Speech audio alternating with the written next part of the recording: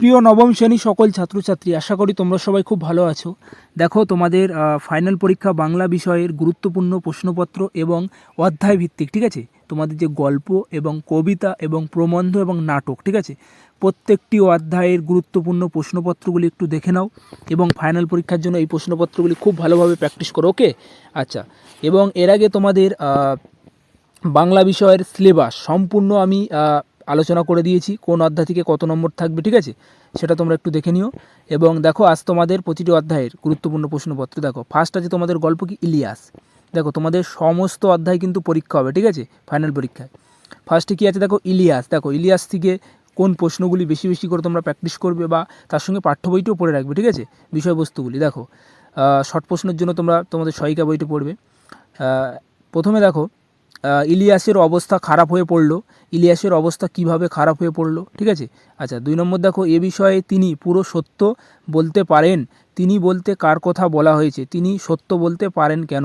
আচ্ছা, তারপরে দেখো, এটা খুবই জ্ঞানের কথা, কার কোন কথাকে জ্ঞানের কথা বলা হয়েছে। পরবর্তী দেখো, প্রতি বছর তার অবস্থার উন্নতি হতে লাগলো, ঠিক আছে, কার অবস্থা কিভাবে উন্নতি হতে লাগলো, ওকে? আচ্ছা, পরবর্তী দেখো, 4 নম্বর প্রশ্ন, দূর দূরান্ত থেকে অতিথিরা তার সঙ্গে দেখা করতে আসেন। অতিথি কার সঙ্গে দেখা করতেন আসেন, সে অতিথিদের কিভাবে সেবা করতেন, ওকে? আচ্ছা, পরবর্তী দেখো, অতিথিরা বিস্মিত হলেন কেন? তারপরে দেখো, 50-60 বছর ধরে সুখ খুঁজে খুঁজে সুখ খুঁজে খুঁজে এতদিনে পেয়েছি, এই সুখের পরিচয় দাও, ওকে?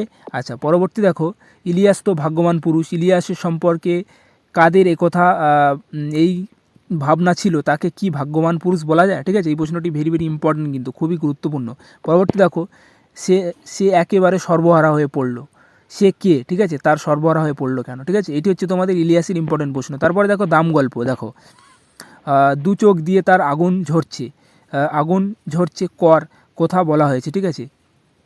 তার দু চোখ দিয়ে আগুন ঝরছে কেন? পরবর্তী দেখো, আমার ছাত্র আমাকে অমর করে দিয়েছে, ঠিক আছে, বক্তার ছাত্র কিভাবে অমর করে দিয়েছে, ভেরি ইম্পর্টেন্ট প্রশ্ন, ঠিক আছে, 2 দাগেরটা খুবই ইম্পর্টেন্ট প্রশ্ন।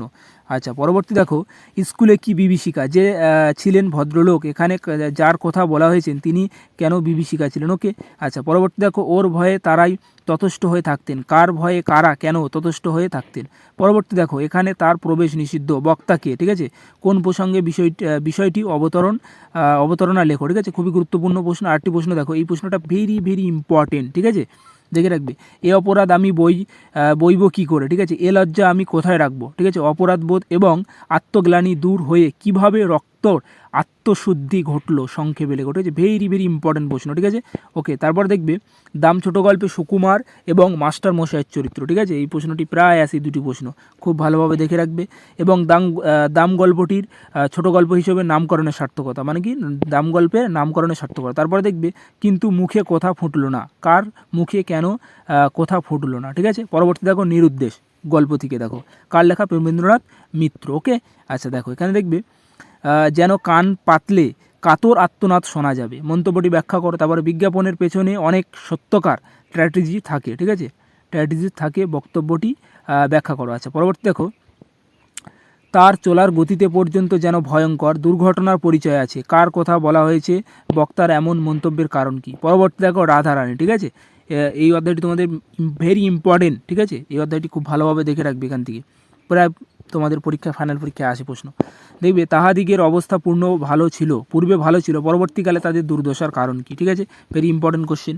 পরবর্তী দেখে রাখবে, তাহারা দরিদ্র কিন্তু লোভী নয়, কাদের কথা বলা হয়েছে? পাঠ্যাংশ অনুসারে তাদের দরিদ্র এবং নির্লোভতার প্রসঙ্গে আলোচনা করো, ভেরি ইম্পর্টেন্ট প্রশ্ন। তারপর দেখবে, নোটখানি তাহারা ভাঙাইল না, তুলিয়া রাখিল, তাহারা দরিদ্র কিন্তু লোভী নহে, মন্তব্যটি তাৎপর্য গল্পাংশ অবলম্বন আলোচনা করো, ঠিক আছে? Very important question.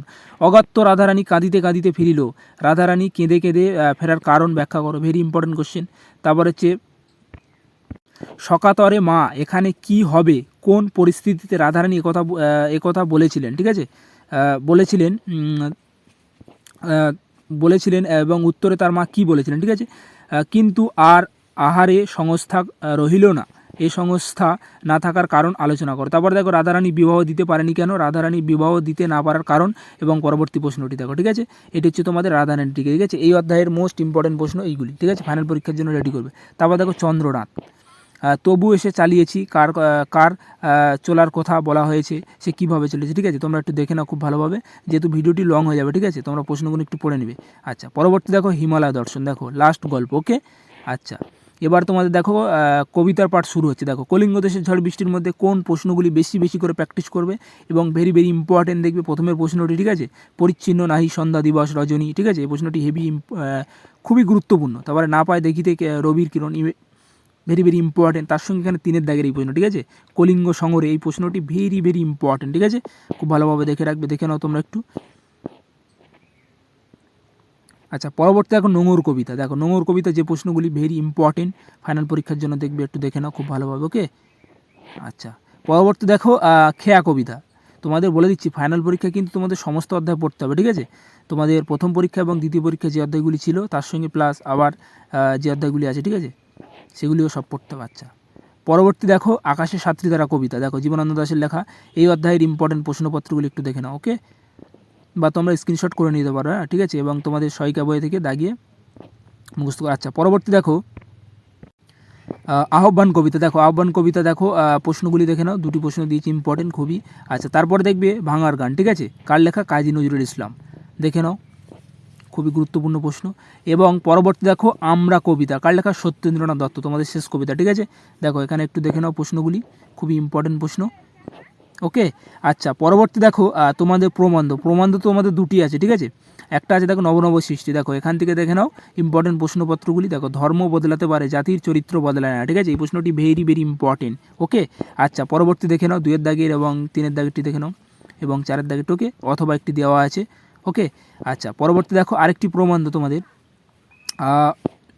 চিঠি, দেখো কার লেখা, স্বামী বিবেকানন্দ, দেখে নাও 1-এর দাগের, 2-এর দাগের এবং 3-এর দাগের তোমরা একটু পড়ে নাও, ঠিক আছে, যেহেতু আমি বললে ভিডিওটি লং হয়ে যাবে, ওকে। আচ্ছা, বা বড় ভিডিও হয়ে যেতে পারে, তার কারণে আমি বলছি না। তারপরে দেখো তোমাদের ধীবর বৃত্তান্ত থেকে, দেখো ধীবর বৃত্তান্ত থেকে তোমরা এই প্রশ্নগুলি খুব ভালোভাবে রেডি করো, 100% কমন পাবে, ওকে। আমি কথা দিলাম, ঠিক আছে, তোমরা পরীক্ষা কমন পাবেই পাবে, এর ভেতরেই প্রশ্ন কমন পাবে, ওকে। দেখে নাও একটু খুব ভালোভাবে। এবং 2-এর দাগের প্রশ্নটি একটু দেখে নাও, অথবা একটি প্রশ্ন দেওয়া আছে। তারপরে 3-এর দাগের এবং 3-এর অথবা এবং 4-এর এবং 5-এর দাগের, ওকে। এই হচ্ছে তোমাদের সম্পূর্ণ সাজেশান বা গুরুত্বপূর্ণ প্রশ্নপত্র, যেটি তোমাদের ফাইনাল পরীক্ষার জন্য। এবং ভিডিওটি সম্পূর্ণ দেখার জন্য অসংখ্য ধন্যবাদ। এবং এর আগে তোমাদের ভূগোল এবং ইতিহাস বিষয়ের সাজেশানপত্র দেওয়া হয়েছে, চাইলে তোমরা সেটি একটু দেখতে পারো, ওকে।